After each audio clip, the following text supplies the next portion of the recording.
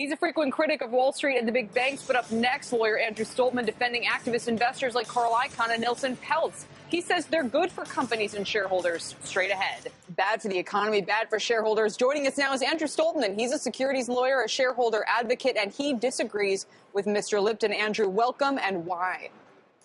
Well, for a couple reasons. I mean, first off, I think the biggest problem is that management seems to continue to think it's their company, and it's not. It's the shareholder company. Long term, it's good for the company. Long term, it's good for the economy. If you have people that have skin in the game, that are pushing, that are advocating, that are holding management's feet to the fire, net, that's a good thing. You know, it's funny. A lot of the management teams seem to want to keep the shareholders and keep other people that invest in the company in the dark, and that's improper. I like the fact that these guys are pushing for changes in the company that makes it more profitable.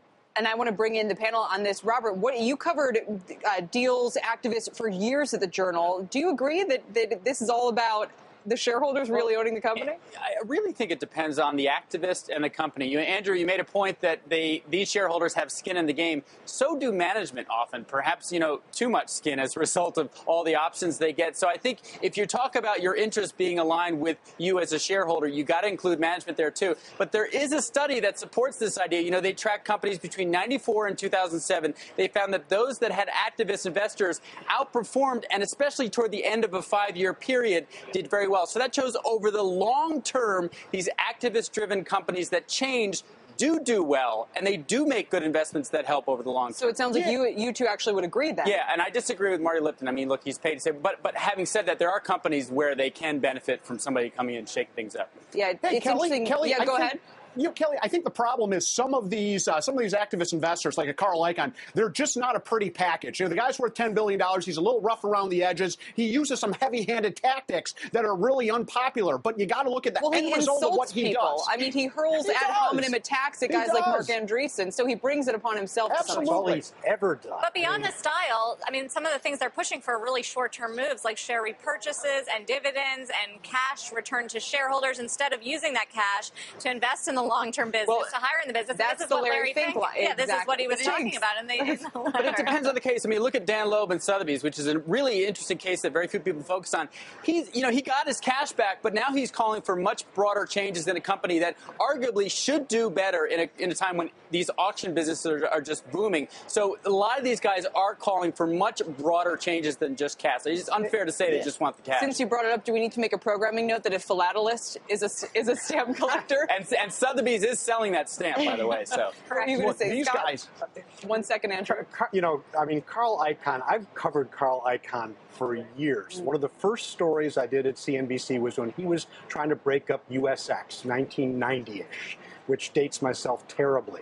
But he had different tools available to him back then. He was a shareholder activist. Ultimately, you could say that deal was good for the shareholders, not necessarily so for the workers. Now, he's doing the same thing, but he has a great mouthpiece here. He has a great mouthpiece on Twitter. And so this is one thing the companies will always say is they say, we can't stand the extent to which these guys are able to use the media to constantly get their message out there, and we can't get ours out there. What, and CEOs can't use it too? You can't say that he's just bad for the company, bad for the economy is this sort of generalist statement. He's part of the company. He's part of the economy.